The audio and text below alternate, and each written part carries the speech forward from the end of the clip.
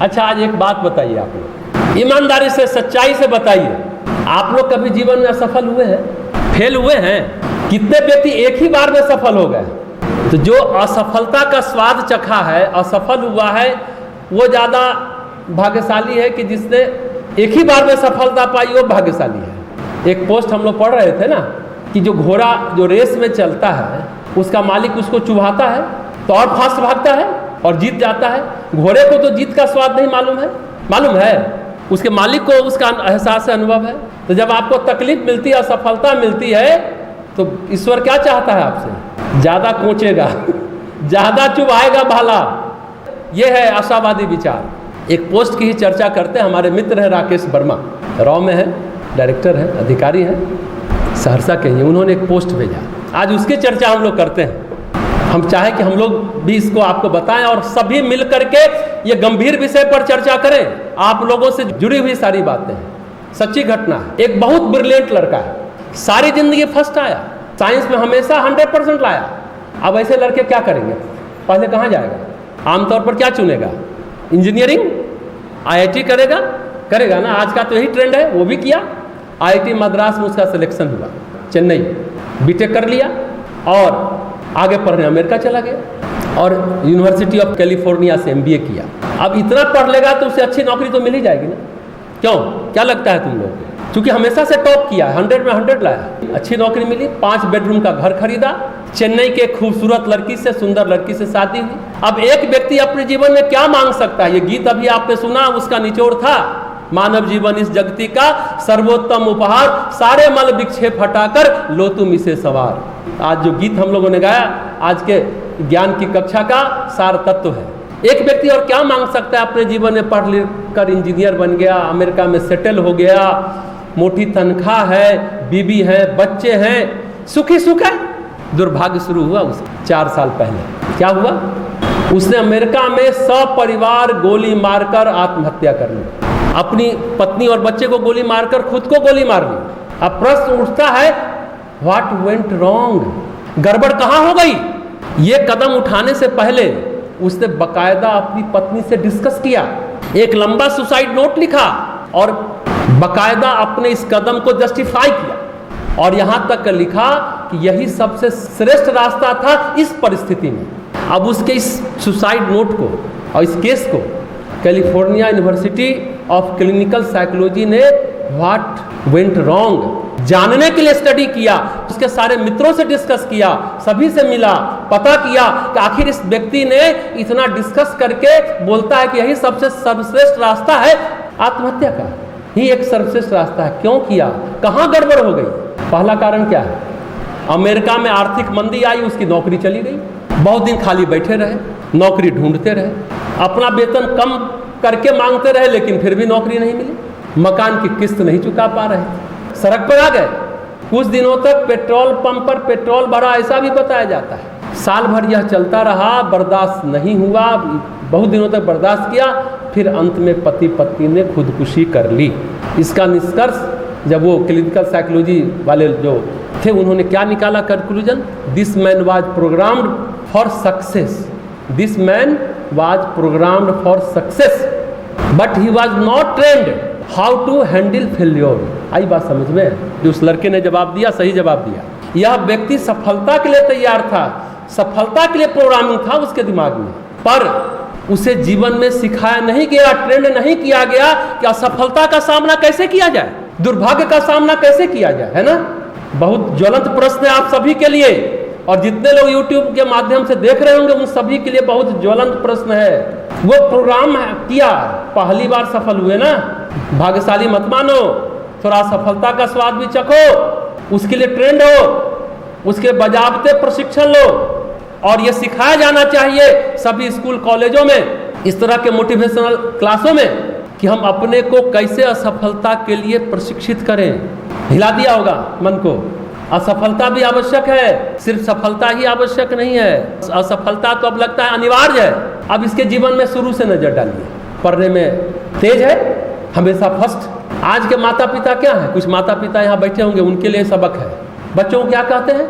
First आओ, हमेशा first आओ, गलती मत करना, बोलते हैं ना माँ पिता, अरे गलती कर लिया, मानो कोई लगता है कितना बड़ा पाप कर दिया। ऐसे बच्चे पढ़ाकू ज्यादा होते हैं, ऐसे व्यक्ति फिर खेल कूद, घूमना फिरना, लड़ाई झगड़ा, मारपीट, ऐसे पंगों का मौका उनको कम मिलता है ना। देखो अब तो हम तो आज पढ़ा रहे, तुमको लग रहा हो कि अरे ये भी आवश्यक है जीवन में, एकदम आवश्यक है। इंजीनियरिंग, मेडिकल, MBA, मोटी तनख्वाह की नौकरी, बड़ी जिम्मेदारी यानी बड़ा टारगेट, सब आप लोगों को दिया जा रहा है। शुरू से बोझ तले दबे चले जा रहे हैं आप लोग, ये बहुत गड़बड़ है। जल्दी जल्दी जल्दी सॉल्व करो, जल्दी करो, कंपटीशन, ऑब्जेक्टिव है, ऑब्जेक्टिव है, यही कूट कूट के आप लोगों को भर दिया गया है, नहीं कर सकता तो बेकार हो। इस तरह से नहीं बात माता पिता को करनी चाहिए, समझ लीजिए। अरे कंपटीशन करना है, प्रतियोगिता करनी है तो खुद से करो। बेटा बेटी, आज तुमने 3 घंटे पढ़ाई की हो, कल तुम 3.5 घंटा कर, खुद से कंपटीशन। इस बार तुमने 90 नंबर लाया, अगली बार 92 लाना, अच्छा लगेगा। अब तुमने कंपटीशन किया दूसरे से, देखो उसने 95 लाया है, इस बार तुमको 96 लाना है, उससे ज़्यादा लाना है। पता चला तुम 97 ले आए, और उसके बारे में पता चला कि 99 ले आए, मुँह लटक गया। तुमने इतनी मेहनत की, उसको एंजॉय भी नहीं कर पाए, यही गड़बड़ शुरू होता है, यहीं से नेगेटिविटी शुरू होती है। बहुत खतरनाक बात है, कभी दूसरे से कंपटीशन मत करना, अपने आप से करना, यह हेल्दी कंपटीशन, स्वस्थ प्रतिस्पर्धा। ये बात याद रखो तो तुम असफलता को अच्छे से मैनेज कर पाओगे। ये बात हमेशा याद रखिए, और कभी बच्चे को मत कहिए कि मनुष्य का मापदंड वैचारिक तीव्रता नहीं है, उसकी विचारशीलता है। कितना फास्ट है वो भी जरूरी है, सिर्फ तीव्रता ही नहीं होनी चाहिए, विचारशीलता। आप कितने विचारशील हैं, किसी भी समस्या को, किसी भी घटनाक्रम को आप कैसे उसके बारे में सोचते हैं, कैसा महसूस करते हैं, आपका क्या ओपिनियन है, आपका अपना मंतव्य क्या है। बच्चे लोगों को ये खाली, कुछ लोग हैं खाली पढ़ाते हैं, पढ़ाकू बना दिए हैं, जीवन की और बातों से वो रूबरू ही नहीं, उसको पता ही नहीं है। और ये दुनिया बहुत कठोर होती है, जब वो जीवन का सामना किया वह इंसान फेल हो गया। जिंदगी के टेढ़े मेरे प्रश्न का जवाब वो नहीं दे पाए। इस खतरनाक जंगल में जिंदा बचे रहने के लिए जो ट्रेनिंग बच्चों को मिलना चाहिए वो नहीं मिला उस व्यक्ति को। हम सबों को इस संसार रूपी जंगल है ना, खतरनाक जंगल, एक से एक बब्बर शेर है, आदमखोर शेर है, जो आपको पलक झपकते निकल जाएंगे। कैसे डील करें ऐसे व्यक्ति को। बच्चों को पढ़ाई के साथ साथ इसलिए कहा जाता है संस्कार भी देना जरूरी है। हर परिस्थिति में खुशी खुशी धैर्य के साथ झेलने की क्षमता और उससे उबरने का ज्ञान, वह विवेक सभी बच्चों में होना चाहिए। एक एक वाक्य आप लोगों के लिए आज महत्वपूर्ण है। अगर अभिभावक सुन रहे हैं, बच्चे आपकी अगर जान है तो आप उनको संस्कार दीजिए। असफल हुआ उसका सामना कराइए, नहीं उसकी चर्चा मत करो, मुंह लटक जाता है, खाना नहीं खाएगा, फिर रात में नहीं जाएगा, अरे कोप अप कराइए, सामना कराइए। साइकोलॉजी में एक शब्द है ना, स्ट्रेस कोपिंग बिहेवियर, तनाव को कैसे डील करें, कैसे सामना करें, बात को समझिएगा। अब शांति से विचार करिए हम लोग, इनमें इस सारी बातों में क्या बात निकल करके आई। वो ट्रेंड नहीं था, प्रशिक्षित नहीं था। असफलता को हम कैसे मैनेज करें, कैसे सामना करें, कैसे उसको कोप अप करें। स्ट्रेस कोपिंग बिहेवियर नहीं आया, कोप अप करना नहीं आया। उस एक शब्द है ना दुर्भाग्य, अभी हमने कहा कि कौन सौभाग्यशाली और कौन दुर्भाग्यशाली, एक शब्द है दुर्भाग्य। जीवन की परीक्षा ही असली परीक्षा है। ये परीक्षा का डेट तय है, पाठ्यक्रम तय है, अमुक दिन ये इतने सिलेबस में इस परीक्षा में ये पूछा जाएगा। लेकिन जिंदगी की परीक्षा का कोई डेट तय नहीं है, कोई सिलेबस नहीं है। जब ठोकर लग जाती है तब पता चलता है कि परीक्षा हो गई है ना। उसको ठोकर लगी, वो जीवन की परीक्षा पास करने लायक अपने को ट्रेंड नहीं कर पाया, पढ़ाई नहीं था, वो सब बातें। वो तो हमेशा टॉप करता रहा, कभी सफल रहा, असफलता का स्वाद तो उसने चखा ही नहीं। देखिए मनुष्य की जो है ना, या कहिए मनुष्य के मन की एक फितरत है, मनुष्य के भाग्य की भी एक फितरत है। हम मन की क्या है जानते हैं, जो चल रहा है सामने वर्तमान में उसी को सब कुछ मान लेता है। हम यदि हमारे अच्छे दिन चल रहे हैं ना, तो हम मान लेते हैं कि ऐसा ही चलता रहेगा, सब कुछ ठीक है, कल भी ठीक रहेगा। लेकिन कल भी ठीक रहे इसकी योजना हम नहीं बनाते। एक बात जानिए, जिंदगी जो हमारी है वो हमारे प्रयत्नों से ही नहीं है, प्रारब्ध से भी चलती है, पूर्व जन्म के कर्मों से भी चलती है। कर्म के अनुसार ही हमें फल मिलता है। हम समझते हैं कि हमारे प्रयत्नों से ही चलती है। एक पल में काल पटक देता है, शनि बनकर, राहु बनकर बिखर जाते हैं आप। याद रखिएगा, एक बात हमेशा याद रखिए, सौभाग्य की तैयारी जीवन में नहीं की जाती, हमेशा दुर्भाग्य की तैयारी की जाती है। याद रखिएगा हमेशा। सामान्य क्रम में लगता है उसकी नौकरी चली गई तो उसने सुसाइड कर लिया। आत्महत्या करने के लिए आत्महत्या, सुसाइड को सोचिए, क्यों लोग आत्महत्या करता है? चित्त भूमि में कोई बड़ा अंधकार उभरता है, समझे ना। अगर उस अंधकार को समाप्त नहीं किया गया तो विडंबनाएं उभरती ही हैं। सुसाइड जो है ना, गहन निराशा का क्षण होता है। निराशा इतनी घनी हो जाती है, अब लगता है कि अब कुछ नहीं बचा, जीवन के इस पार अब कुछ नहीं है, उस पार जो कुछ होगा देखा जाएगा। अब इस पार कुछ नहीं है, उस पार देखते हैं क्या होता है। फिर व्यक्ति सुसाइड कर लेता है। अंधेरा उभरता है तो मन को पूरी तरह आक्रांत कर लेता है, आच्छादित कर लेता है और व्यक्ति खुदकुशी कर लेता है। वैसे कहा जाता है, हम हमेशा कहते हैं, अहंकारी व्यक्ति और कायर व्यक्ति ही जल्दी सुसाइड कर लेता है, सामना नहीं कर पाता। अहंकारी, अरे मैं तो सब दिन सफल रहा, आज मेरे साथ ऐसा हो गया, मर जाओ। तर्क दे रहा है ना ये भी व्यक्ति, जस्टिफाई चढ़ा रहा है कि क्यों मर रहा है। और कायर जो डरपोक है उसका कहना ही क्या है। सच तो यह कि अंधेरा जीने नहीं देता, क्योंकि जिस तरह से तैयारी होनी चाहिए जीवन की वो नहीं हुई। उसने तैयारी की, उस लड़के ने नौकरी के लिए, MBA के लिए, टॉपर होने के लिए, लेकिन अगर वह उसी तरह तैयारी करता दुर्भाग्य के लिए तो हो सकता है उसे प्रेरणा मिलती, कुछ न कुछ आशा की टिमटिमाती किरणें उसके जीवन में आती और उसका जीवन लीला वो समाप्त नहीं कर पाता। वो अमेरिका से इंडिया आ जाता, कम खर्च में, कम वेतन में यहाँ रहता, अपना घर परिवार चलाता। देखिए, जीवन में सफलता असफलता, सौभाग्य दुर्भाग्य दोनों अनिवार्य अंग हैं जीवन के, लेकिन हम लोग सिर्फ एक चीज़ के लिए ट्रेंड है, दूसरी चीज़ के लिए ट्रेंड ही नहीं हो पाते हैं।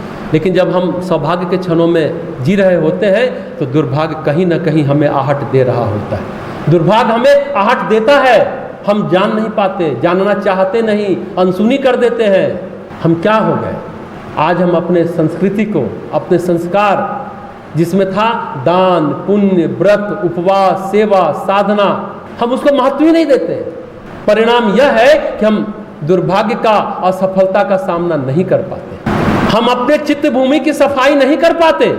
हम अपने चित्त भूमि की सफाई का ध्यान क्यों नहीं रखते? प्रार्थना क्यों नहीं करते?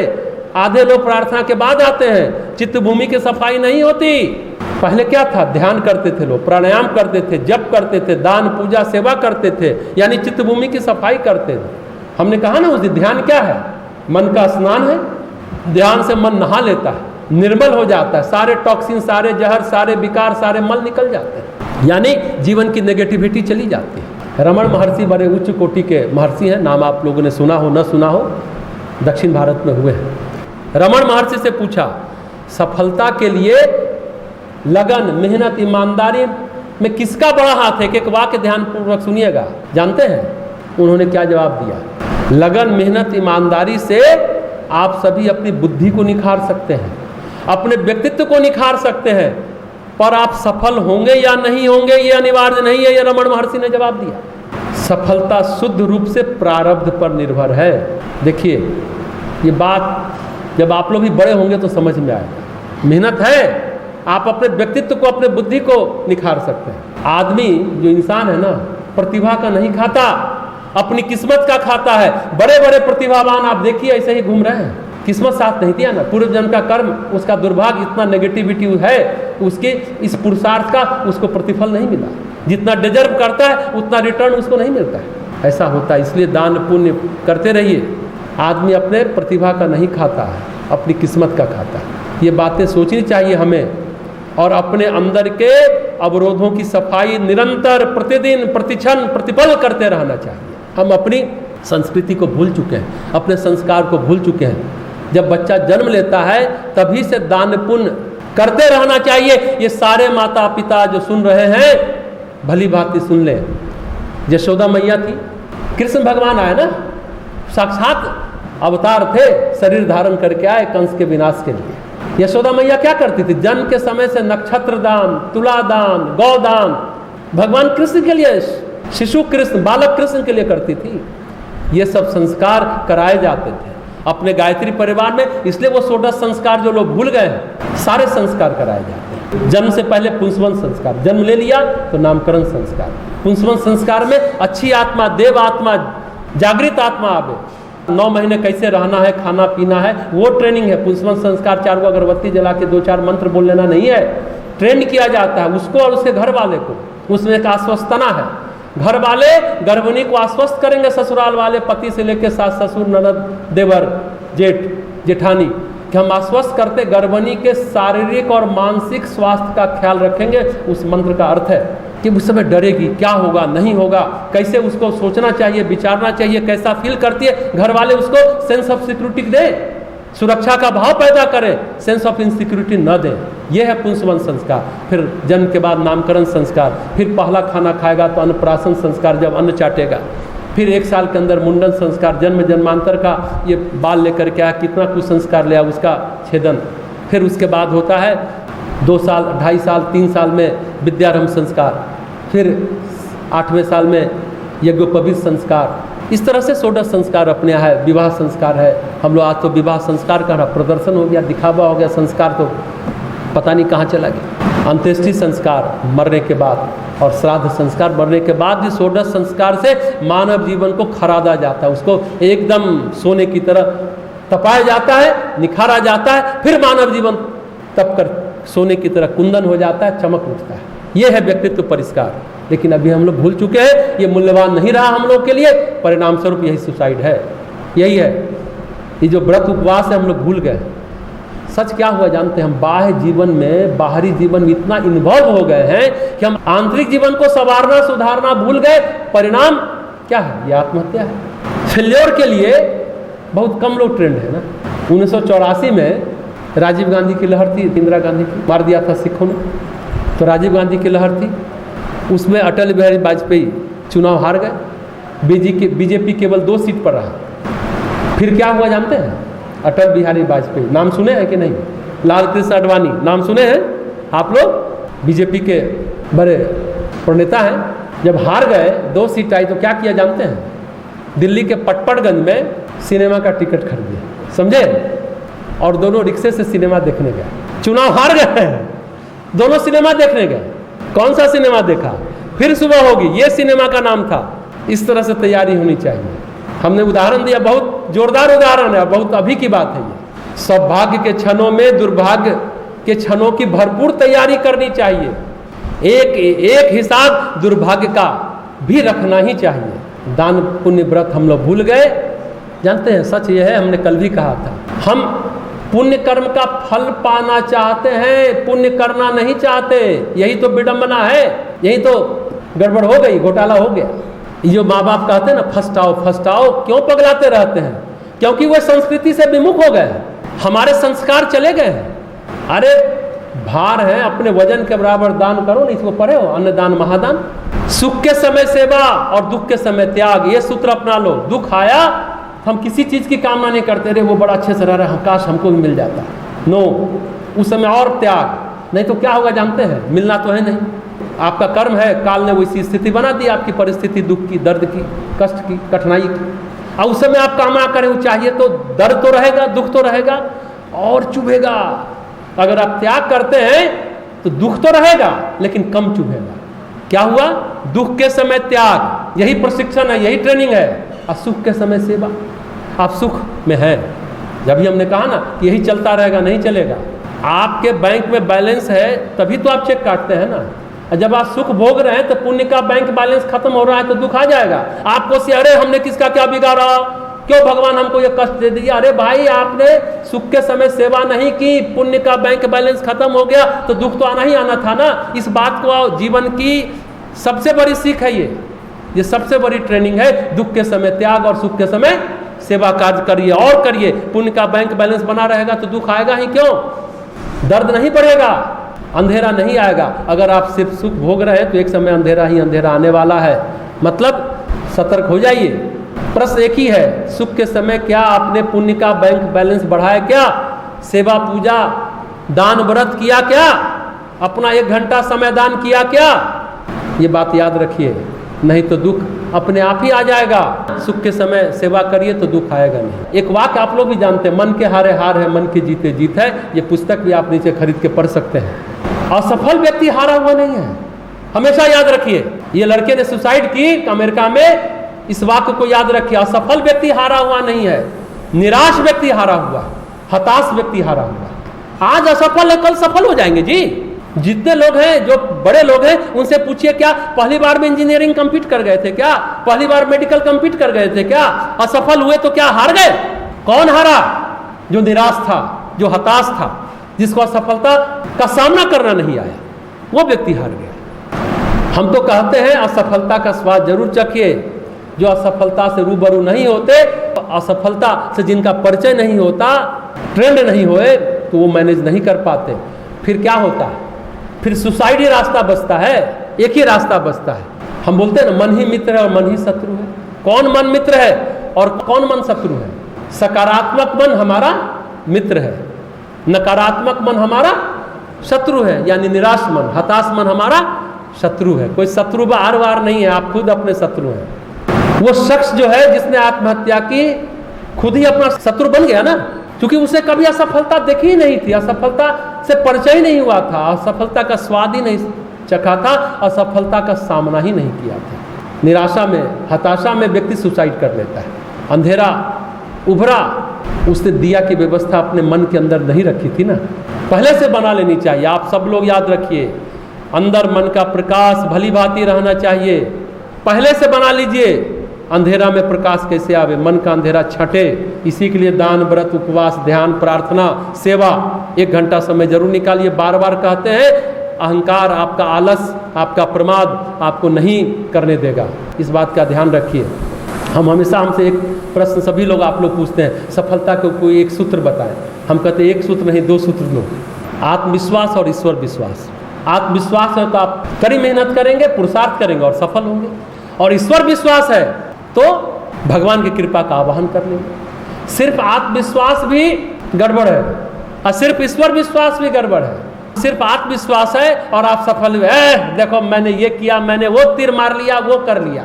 और सिर्फ ईश्वर विश्वास है, पढ़ाई लिखाई नहीं किए, गायत्री माता, सरस्वती माता को अगरबत्ती दिखाते रहे, पास कर दो माता।